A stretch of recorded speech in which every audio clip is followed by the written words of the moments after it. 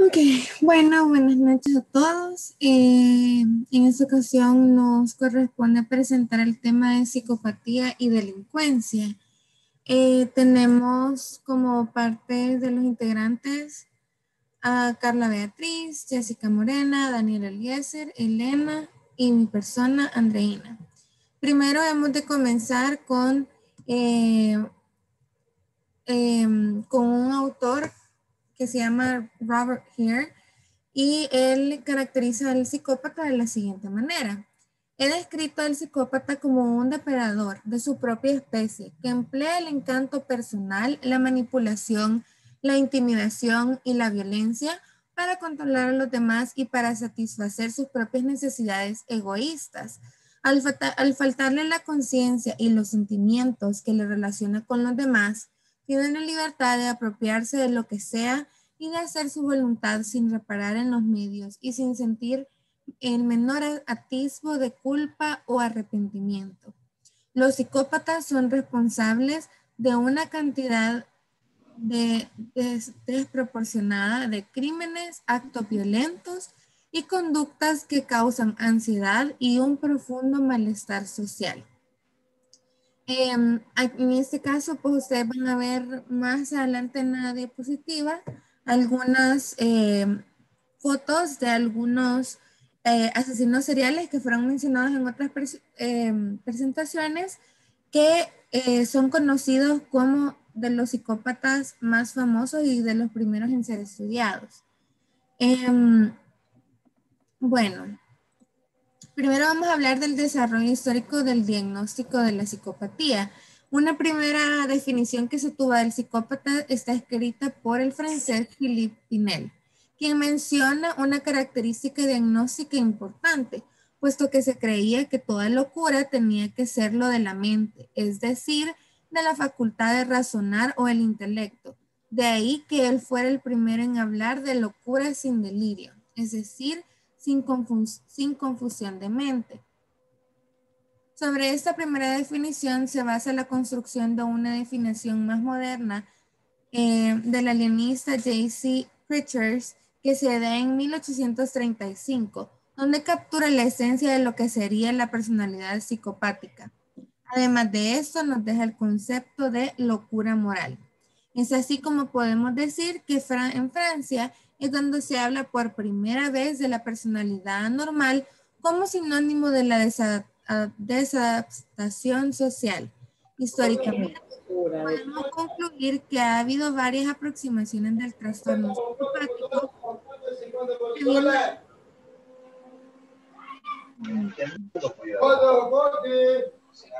Bonnie, tiene su micrófono encendido.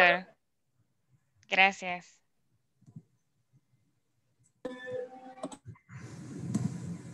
Ok, perdón. Entonces, históricamente podemos concluir que ha habido varias aproximaciones del trastorno psicopático que viene dado de diferentes modelos. La psiquiatría tradicional en la que se postula una deficiencia psicológica, el modelo de la desviación social o de la competencia social, y en más recientes años el modelo de la neurociencia y la psicofisiología, comandado sobre todos los psicólogos. Sobre todo por los psicólogos, perdón. Ahora seguimos con mi compañera Jessica.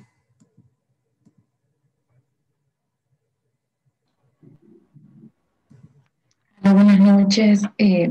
Hola, buenas noches, más bien dicho. ¿Me escuchan? Sí. Sí. El tema número 2 dice, ¿son los psicópatas una entidad diferente del resto de los delincuentes? Como ya mi compañera Andreina dijo, inició hablando de Robert Hart. Él es solamente como introducción, él es un reconocido psicólogo y doctor en psicología e investigador de renombre en el campo de la psicología criminal. Y él contesta esta pregunta y dice que los psicópatas son un tipo muy especial de delincuente, una categoría claramente aparte. Los psicópatas son cualitativamente diferentes de otros delincuentes habituales e incluso de aquellos que muestran una actividad delictiva extremadamente grave y persistente. En efecto, ellos tienen una carrera delictiva específica en relación con el número y tipo de conductas antisociales que ellos realizan, así como las edades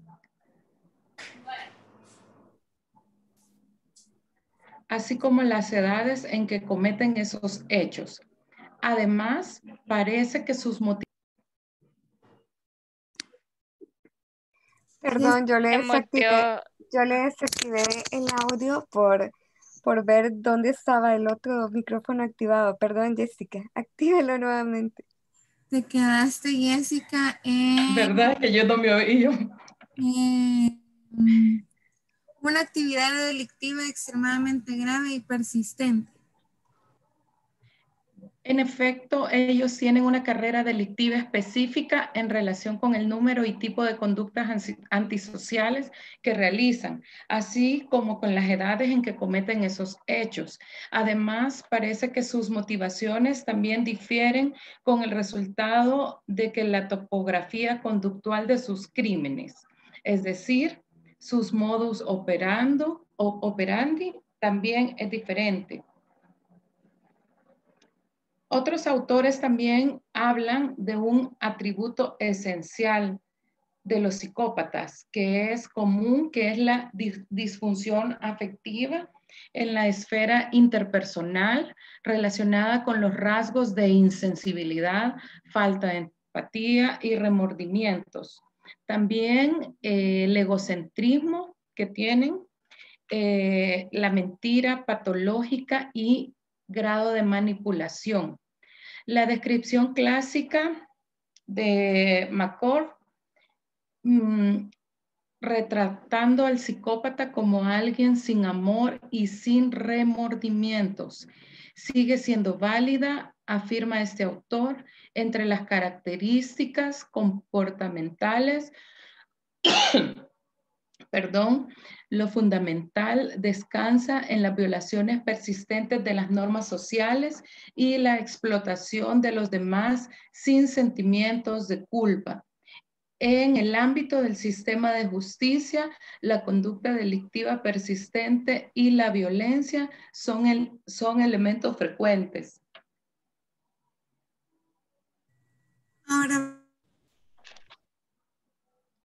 Ahora pasaría a mi compañero Daniel. Buenas noches, licenciada y compañeros. La patología del psicópata. Debemos hablar de los estudios y escanogramas cerebrales dicen acerca de los psicópatas. En primer lugar, por lo que respecta a la corteza cerebral, tales estudios habían hallado que la violencia se relaciona con un funcionamiento defectuoso del lóbulo frontal y temporal. En segundo lugar, en relación con las estructuras subcorticales, los hallazgos planteaban que la amígdala en el hipocampo y la sustancia gris estaban relacionadas con la generación y regulación de la agresión. Para Rey, la baja actividad de la corteza frontal predispone a la violencia por una serie de razones. En el plano neuropsicológico, un funcionamiento prefrontal reducido puede traducirse en una pérdida de la inhibición o control de las estructuras subcorticales, filogenéticamente más primitivas como la amígdala, que se piensa que está en la base de los sentimientos agresivos. Plano neurocomportamental. Se han visto que lesiones prefrontales se traducen en comportamientos arriesgados, irresponsables, transgresores de las normas, con arranques emocionales y agresivos que pueden predisponerse a actos violentos. En el plano de la personalidad, las lesiones frontales en los pacientes neurológicos se asocian con impulsividad, pérdida de autocontrol, inmadurez, que pueden predisponer a la violencia. En el plano social, en la pérdida de flexibilidad intelectual y de las habilidades para resolver problemas, así como la merma de capacidad para usar la información suministrada por indicadores verbales que nacen de mal funcionamiento prefrontal. Pueden deteriorar seriamente las habilidades sociales necesarias para plantear soluciones no agresivas a los conflictos. Plano cognitivo. Finalmente, el plano cognitivo, las lesiones prefrontales causan una reducción de la capacidad de razonar y de pensar que pueden traducirse en fracaso escolar, paro y problemas económicos, predisponiendo así una forma de vida criminal y violenta. Ahora bien, se requiere la existencia de otros factores medioambientales, psicológicos y sociales que potencien o reduzcan esta predisposición biológica.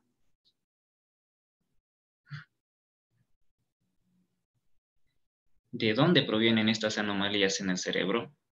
Rey especula con la posibilidad de que los malos tratos infantiles causen las lesiones cerebrales. Esta idea no es válida. La búsqueda de los orígenes de la psicopatía ha revelado que una proporción significativa de niños que han experimentado un ambiente de crianza caracterizado por el caos y los malos tratos desarrollan posteriormente una vida adulta llena de actos antisociales y delitos. Las principales conclusiones a las que se ha llegado son que los psicópatas presentan a una reducción conductiva dérmica en los momentos previos a un sucesivo aversivo. B. Una escasa capacidad de aprendizaje para evitar estas situaciones, es decir, no aprenden a inhibir las respuestas que posteriormente serán castigadas.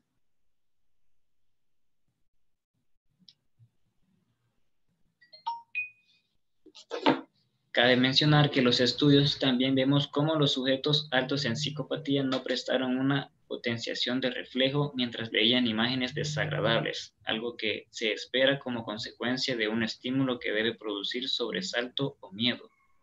En contraste con los que puntuaron bajo en psicopatía, otros estudios han indicado que los psicópatas muestran menor sobresalto frente a escenas donde aparecen víctimas que los no psicópatas, lo que revela de nuevo su menor capacidad de sentir ansiedad frente a estímulos emocionalmente cargados y el hecho general de que en el caso de los psicópatas los estímulos aversivos deben ser más intensos para provocar una actitud defensiva o de miedo.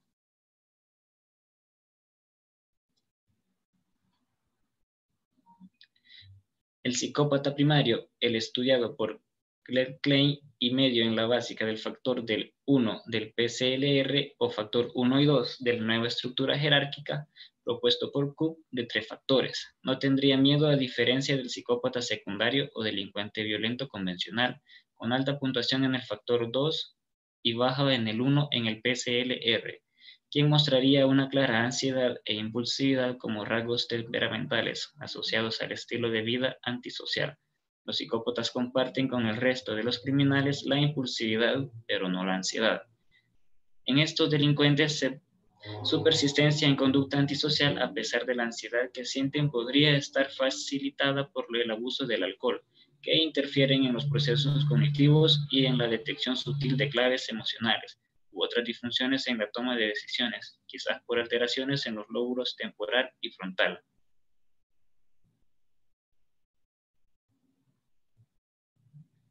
Pero el resultado más interesante es que señala que los psicópatas son incapaces o les resulta muy difícil de procesar o emplear los significados semánticos profundos del lenguaje. Su proceso lingüístico parece ser superficial, de modo tal que la sutilidad del lenguaje se les escapa.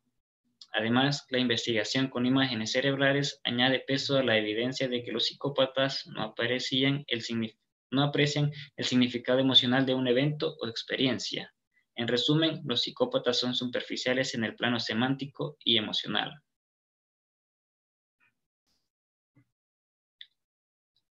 Como dice Damasio, la emoción es una parte esencial de nuestro pensamiento, de nuestro razonamiento, también lo es de nuestra conciencia, ya que las emociones juegan un papel esencial en la inhibición de impulsos violentos y también contribuye a motivar y guiar la conducta prosocial.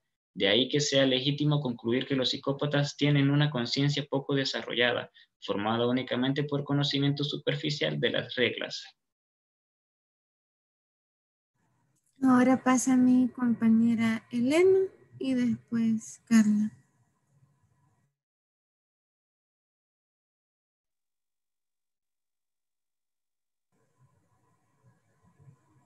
Elena.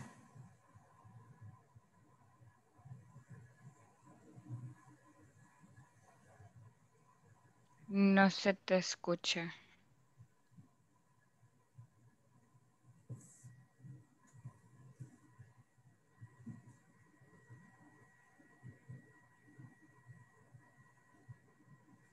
No, no se te escucha, Elena.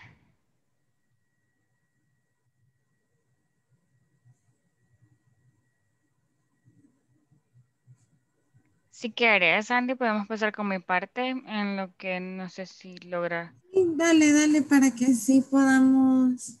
Hasta que Porque, pueda arreglar el micrófono, si no, igual podemos tomarlo nosotros. y también después vamos a pasar a un video de un caso. No te escuchamos, Elena, definitivamente que no te escuchamos. Te confirmo que no te escuchamos. Pero ya te vamos a avisar para que pases otra vez. Bueno, de igual manera creo que mis compañeros hablaron un poco acerca de los inicios o cómo surgió en sí prácticamente el concepto como tal de psicópata. Se sabe de que ese se hace referencia a un constructo teórico con características de personalidad muy definidas y que siempre se diferencian de un delincuente común. En este caso, se pueden resaltar varios de las características del antisocial según los manuales que tenemos como el DSM-5.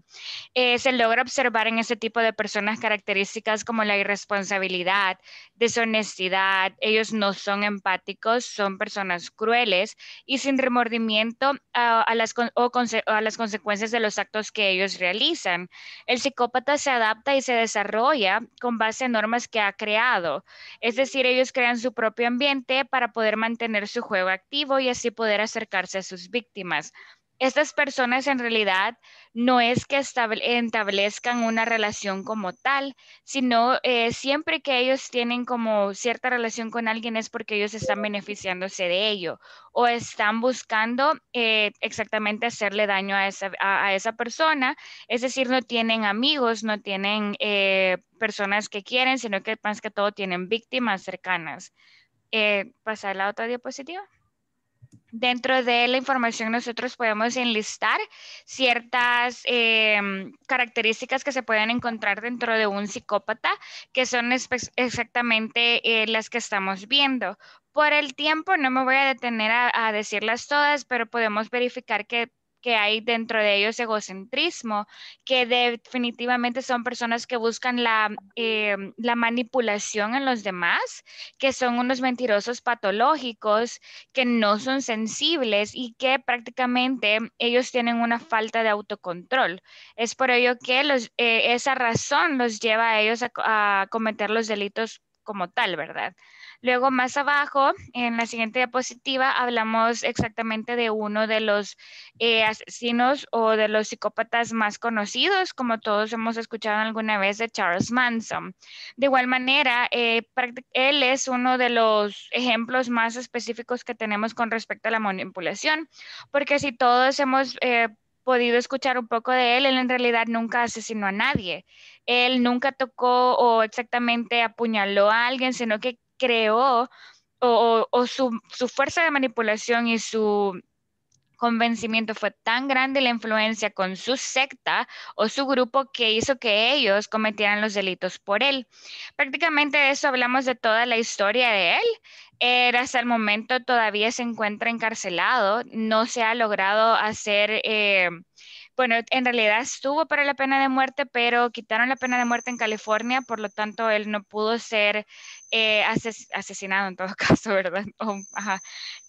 Pero sí, la verdad es que los invito a que prácticamente todo esto está en el internet. Hay ya series, igual pudimos ver en las anteriores, estaba Kemper y Ted Bundy.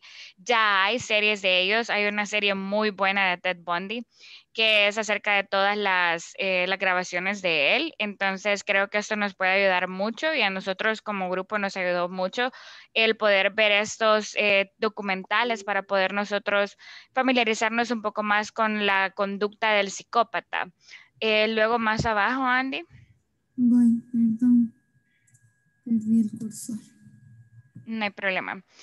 Prácticamente lo que nosotros podemos también concluir es de igual manera que el estudio de las conductas psicópatas está hasta el día de hoy bastante limitado, porque la mayoría de estudios, o si nosotros buscamos, vamos a encontrar porque es alguien famoso o porque se asesinó a alguien famoso o porque de verdad fue alguien que cometió bastantes delitos, como Ted Bundy.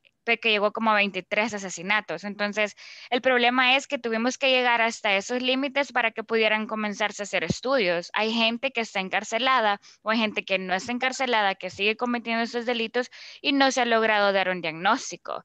Gente que está encarcelada que puede ser un psicópata, pero no se dan los diagnósticos como tal.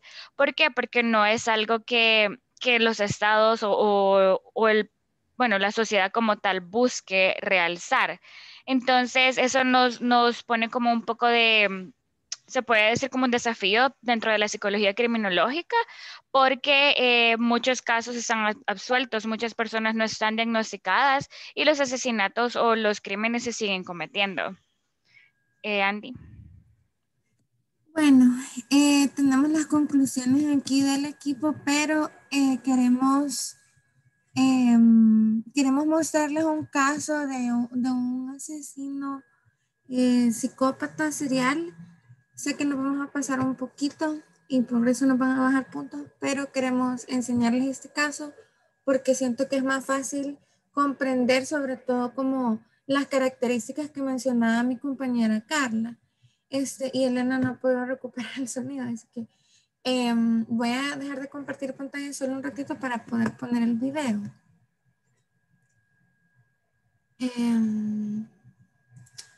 Un segundo.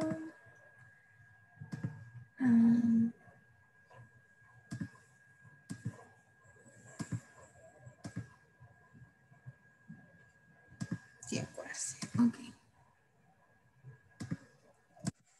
¿Se ve el video? Sí, se observa. Gracias.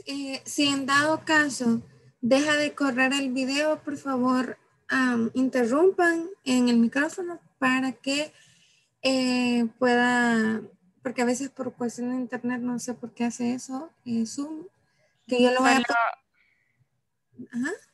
Solo quería, Regina, no sé si tenías una pregunta, porque la licenciada nos estaba diciendo que había levantado la mano. Ah, gracias. No, perdón, la subí por accidente. Vaya. Gracias. Okay, gracias. Entonces solo interrumpan para decirme no se ve nada para que pueda retroceder un poco. Así que bueno, gracias.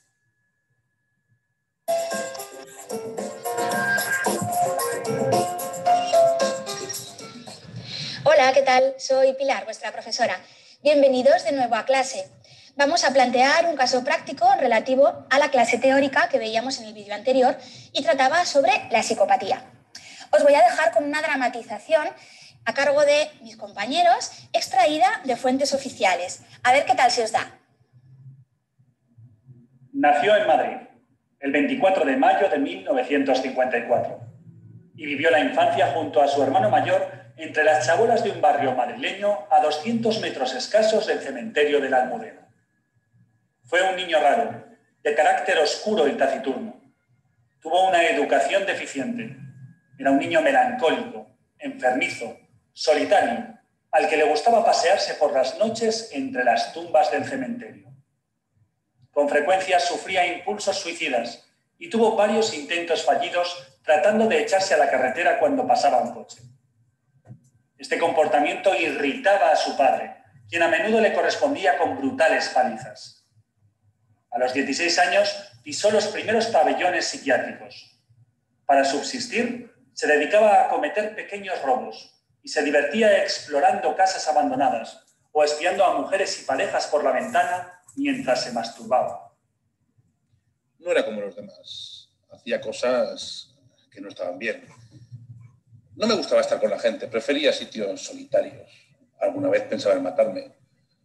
De hecho, recuerdo que me gustaba ponerme delante de los coches. A los 12 años me atropelló uno. En 1973 es ingresado en un reformatorio tras haber robado una motocicleta. Y justo al salir de allí, a los 21 años, comete su primer delito de importancia. Junto a unos amigos, atraca a una pareja en las inmediaciones del cementerio de la Almudena. Violan a la joven en presencia de su novio, por lo que fue condenado a 12 años de cárcel. En la prisión se cubre el cuerpo con tatuajes, algunos con frases tan significativas como «naciste para sufrir». Ya tenía ideas raras. Paseaba por la noche con cuchillos. Incluso me gustaba entrar en casas abandonadas. No sé por qué. O sí. Miraba por las ventanas y veía a las mujeres, a las parejas.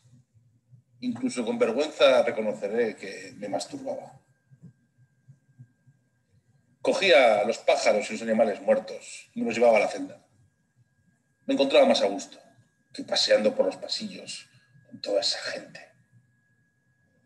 Al salir de prisión, con 30 años, sin amigos ni formación alguna, le resulta imposible encontrar un empleo y comienza a vagabundear y a practicar la mendicidad en los alrededores de la parroquia de Nuestra Señora de Fátima. Gusta beber en enormes cantidades, mezclando pastillas con el alcohol, por lo que a veces muestra un comportamiento agresivo y muy violento. También sufre alucinaciones auditivas, una serie de voces que le piden que cometa nuevos crímenes y que profane cementerios. Las voces se ríen de mí, me piden sangre. Entonces le saqué el corazón y le mordí un trozo. Iba por la calle como si no existiese, no me chocaba con la gente. Era como si no tuviera cuerpo. A veces me miraba en el espejo y ni me reconocía. Era como si fuera un espíritu, como si alguien se hubiese metido en mí. Oía voces que me llamaban, que me decían que hiciera cosas raras, que matara, que fuera a los cementerios. Atormentado por las voces, Francisco inicia su desenfrenada carrera asesina. No fue muy lejos en busca de sus víctimas, sino que las eligió entre mendigos y prostitutas. Su primera víctima es Paula Martínez, una prostituta toxicómana con la que contacta en la calle Capitán Aya de Madrid. En agosto de 1987, Paula aparece en las afueras de Madrid, decapitada y calcinada. No sé si estaba en un sueño. Algo me pasaba por la cabeza. No recuerdo mucho. La cogí en la Castellana, luego la maté y le corté la cabeza. 9 meses después, en marzo del 88, Francisco asesina a un mendigo llamado Juan. Le apuñala por la espalda y le aplasta la cabeza con una piedra. Apenas unos meses después, otro sin techo que compartió muchas jornadas con él en los comedores de la Beneficencia aparece quemado y muerto junto a la tapia del cementerio de Aluche. Así, continúan nuevos asesinatos. Sus víctimas son cada vez más numerosas y sus crímenes más brutales, sin dudar en cometer las más diversas atrocidades. Cose los cuerpos a cuchilladas por la espalda, les machaca el cráneo con piedras o los decapita sin más. A algunos incluso les saca las vísceras o el corazón con una navaja, a veces incluso probando un bocado de estas partes mutiladas. Luego, para borrar el rastro, quema lo que queda de los cadáveres y les corta las yemas de los dedos. Los asesinatos los alternaba con macabras orgías de necrofilia y profanando las tumbas de los cementerios. De vez en cuando saltaba las tapias del cementerio de la Almudena y bajo el efecto de la mezcla de alcohol y drogas rompía algún nicho, sacaba los cuerpos de la fosa y abusaba de ellos sexualmente. Así, se creyó y posiblemente se siga creyendo aún que profanaciones tan conocidas en dicho cementerio como la del 10 de abril de 1986 o la del 13 de noviembre de 1986 eran obra de una secta satánica o de algún adorador del diablo, cuando se trataba de la obra de un asesino en serie psicótico. En marzo de 1989, un mendigo llamado Ángel aparece semidecapitado y con las yemas de los dedos amputadas. 2 meses después, en mayo, un indigente de 65 años, de nombre Julio, aparece con el cuerpo cosido a puñaladas, el pene amputado y su cuerpo carbonizado. La Policía de Homicidios de Madrid cree que entre estas muertes no existe conexión alguna. Escalero no ceja en su impulso asesino. Sus siguientes 5 víctimas aparecen también mutiladas, quemadas y decapitadas. La investigación criminal no encuentra solución a este macabro rompecabezas. Hasta que pasados 7 años desde el primer crimen, la policía se pone en la pista cuando Francisco y su amigo y compañero de correrías, Víctor Luis Criado, se fugan juntos del Hospital Psiquiátrico Alonso Vega de Madrid. Juntos se dedican a beber. 48 horas más tarde, Víctor aparece muerto con el cráneo hundido y quemado entre papeles y mantas, en la tapia de la iglesia de los Sagrados Corazones. Después de 5 años cometiendo asesinatos, un día esas voces le inducen a suicidarse y Escalero se arroja delante de un coche, pero solo se fractura una pierna. Una vez en el hospital, confiesa sus crímenes a las enfermeras y les suplica que le detengan porque no quiere seguir matando. Escalero es detenido por la policía y confiesa. Compré bastante vino. Él bebió. Bueno, yo hice porque bebiese. Recuerdo que le di con una piedra en la cabeza y luego recuerdo el fuego, mucho fuego, lo quemé. En abril de 1994, en Madrid, saltó a los medios de comunicación la noticia de que un mendigo de 39 años, Francisco García Escalero, mató a sangre fría a 11 personas. Fue la primera confesión. A partir de ella, Francisco García Escalero relató a la policía uno por uno 14 asesinatos. No ahorró detalles, incluyendo la satisfacción que experimentaba cuando mantenía relaciones sexuales con los cuerpos sin vida de las víctimas, o el placer que sentía al matarlos. Lo maté. Recuerdo que estuvimos cerca del cementerio bebiendo y también tomando pastillas. La verdad es que me las pedía el cuerpo para poder hablar mejor. Luego le dije dónde íbamos a dormir, en el cementerio, y allí sentí fuerzas. Me daban impulsos. Entonces cogí una piedra y le di en la cabeza. Y luego con periódicos lo quemé. Me fui a dormir al coche y al día siguiente recuerdo que fui al hospital. Y ahora me siento con la mente en blanco, como si estuviera muerto. Fue juzgado en febrero de 1995. El informe de todos los forenses coincidió en que su peligrosidad continuaba, pero no era responsable de sus actos. El mendigo asesino fue absuelto por enajenación mental, producto de su alcoholismo crónico y su esquizofrenia. Falleció el 19 de agosto de 2014 en el psiquiátrico de Fontcalent, en Alicante, donde seguía recluido. Según el personal del centro, no volvió a mostrarse agresivo durante su estancia allí. Su abogado llegó a negociar la posibilidad de que lo liberasen, aunque los demás especialistas creyeron que Escalero seguía siendo peligroso. Lo que padece es una enfermedad incurable que surge por brotes y que es absolutamente irreversible. Puede pasar temporadas más o menos asintomáticas pudiendo llevar una vida completamente normal, pero desde luego el fondo de su enfermedad siempre estará ahí y puede matar en cualquier momento. En el tiempo de su reclusión, todavía era de relatar a los medios de comunicación sus crímenes, con la frialdad de la inconsciencia proporcionadas por una vida de alcohol, drogas y esquizofrenia.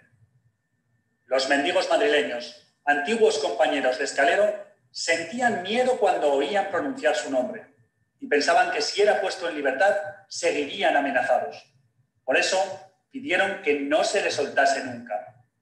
En sus declaraciones, Francisco García Escalero aseguró que la culpa fue del alcohol y de las pastillas. Dijo que él no tenía nada contra las personas que asesinó y que algunos de ellos eran compañeros y mendigos que conocía, pero que esas terroríficas voces que le hablaban en su cabeza le obligaban a matarlos. Mientras viva, nunca comprenderé por qué lo hacía. Nunca lo sabré. Jamás. Jamás comprenderé cómo pude hacer todo lo que he hecho.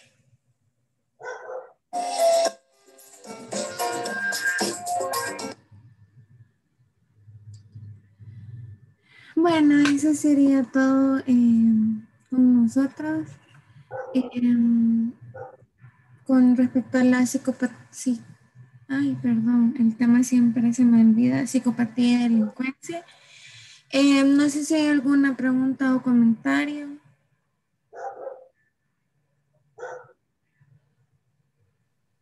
Bueno, gracias al equipo, ahí veíamos un caso en el que, bueno, presentaba una comorbilidad este sujeto, porque muy interesante en realidad, pero si ven tras él no había la característica que vemos que hemos visto en los demás casos, sino que con él pues llevaba ya también un trastorno relacionado, acá le nombraron esquizofrenia, me imagino que fue el diagnóstico que le dieron como tal.